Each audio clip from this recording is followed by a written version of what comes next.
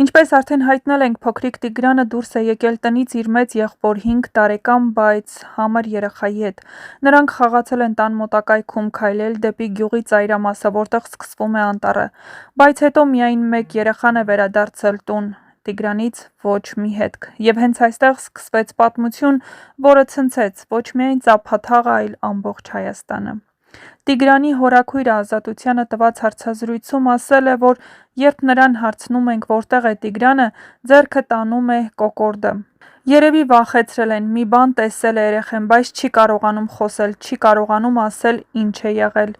Այս խոսքերը գյուղում շատերին են ստիպել լաց լինել։ Երեխան, որն առաջին է տեսել ինչ է պատահել Տիգրանին, չի կարողանում արտահայտվել։ Նրա լռությունը դարձել է գյուղի ամենածանր ձայնը։ Հորաքույրը լուռ արտասվում է, իսկ փրկարարներն ամեն օր անցնում են նույն տեղերով, հույսով գոնե մի փոքրիկ նշան կգտնեն։ Հորաքույրը Ազատությանը ցույց է տվել նաև, թե ինչ հագուստով էր Տիգրանը վերջին անգամ։ Ներքին գործերի նախարարությունից էլ հայտնում են, որ որոնումներին ներգրաված են ավելի քան 400 ծառայող, ինչպես նաև կամավորներ տարբեր շրջաններից։ Օգտագործվում են դրոններ, կինոլոգներ, ջրափորձարկիչներ, ամենագնացներ։ Աշխատանքներն ընթանում են միաժամանակ մի քանի ուղղություններով՝ դեպի անտառ, դեպի գետի ափ և դեպի գյուղի հարակից տարածքներ։ Գիշերային հերթապահությունները դարձել են ծանր, բայց ոչ ոք չի հեռանում։ Գյուղացիներն ասում են, գիշերները նույնիսկ քնել չեն կարողանում, լսում են ամեն ձայն, հույսով, որ գուցե դա լինի Տիգրանի ձայնը։ Ծափաթաղում մթնոլորտը խառն է, վախ, մեղավորության զգացում։ Ոմանք համոզված են, որ երեխան պարզապես մոլորվել է անտառում։ Մյուսները մտածում են, որ հնարավոր է ինչ-որ մեկը միջամտել է և գյուղում բոլորը զգում են, որ ինչ-որ բան սխալ է։ Ոչ ոք նման բան չէր պատկերացնի, երեխան այնքան շարժուներ, ուրախ, չէր վախենում ոչ մեկից, բայց հիմա բոլորն են վախենում։ Գեղարքունիքում մթնոլորտը փոխվել է, գիշերները ցրտում են, բայց փրկարարները չեն դադարեցնում որոնումները,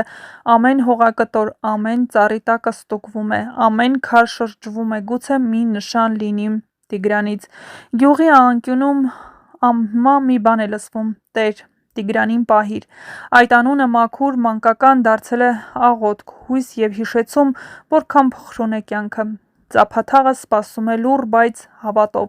Ոչ ոք չի ուզում ընդունել ամենավատ տարբերակը։ Ամեն մայր Տիգրանի մոր տեղում է տեսնում իրեն, ամեն երեխա նրա եղբոր տեղում։ Եվ գուցե հենց այդ աղոթքներն են, որ պահում են հույսի բարակ շղթան, որ Տիգրանը դեռ ողջ է, որտեղ որ է, սպասում է, որ իրեն կգտնեն։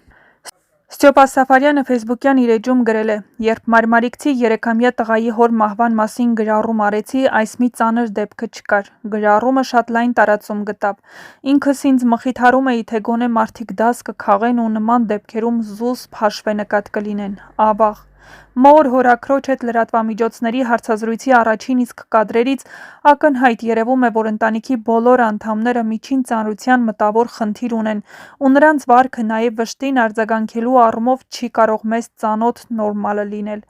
Բայց պարզվեց շատ դեպքերում ավելի աննորմալ է նորմալ թվացող մարդկանց արձագանքը։ Կրկին մեղադրանքներ։ Վայ, մայրը չի լացում, շպարված է, Ռումյանա է քսել։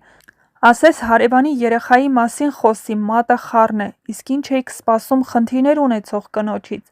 Վայ, ոնց են այս վիճակով այդքան երեխա ունեցել։ Ինչ է, չգիտեք, որ աշխարհի բոլոր երկրներում այդպիսի ընտանիքներում ընտանիքի պլանավորում չկա, ինտիմ հարաբերությունների պաշտպանվածությունը չկա։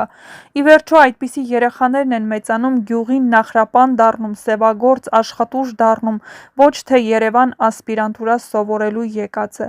Այդքան երեխաներից մեկը գոնե քիչ թե շատ առողջ է լինում, որ մեծանալով ընտանիքի բեռն իր վրա է վերցնում, իր հիվանդ ծնողին, հորաքրոջը, եղբորը պահում, ոչ թե քաղքենի կարծիք հայտնողները։ Այո, նաև այդպիսի ընտանիքների տղաներն են գնացել ու գնում զինծառայության Արցախ, ոչ թե տարբեր թղթերով բանակից ազատված քաղքենիների տղաները։ Այդպիսի ընտանիքները և մարդիկ տվյալ համայնքի, մեր ամբողջ հասարակության խաչն են։ Պատվով, քրիստոնեաբար տարեք ձեր խաչը, օգնեք, եթե կարող եք, բայց մի հարվածեք արդեն իսկ ծեծված մարդկանց», գրել է նա։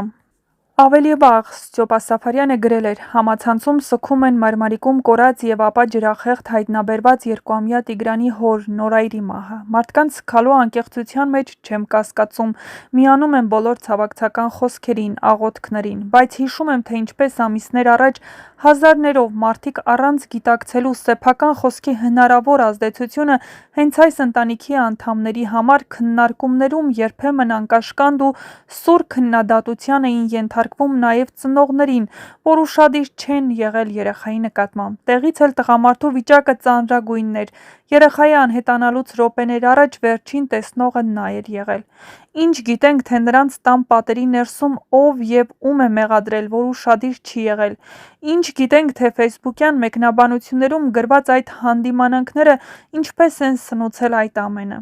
Չեմ պնդում, թե սնուցել են։ Չեմ էլ կարող բացառել, որ ծնողները կարդացած լինեն ու իրենք իրենց կամ միմյանց մեղադրած լինեն։ Ով գիտի։ Նրանք էլ մեր նման մարդիկ էին, միգուցե գրանցված սոցիալական ցանցերում ու փորձում էին անգամ սոցիալական ցանցերում կամ տեղեկություն գտնել, թե որտեղ փնտրեն երեխային կամ մխիթարանքի ու զորակցության խոսքեր լսեն։ Երկու բան ակնհայտ է։ Հայրը հոգեպես անասելի տառապել է ողբերգությունից ու չդիմացավ տառապանքներին, և երկրորդ, բոլորը պետք է գերագույնս զգույշ լինեն իրենց ամեն բառի հանդեպ, մանավանդ որ այս օրերին բոլորը միմյանց սրախողող են անում քրիստոնեական հավատքի, Աստծո համար։ Մի քիչ քրիստոնյա եղեք։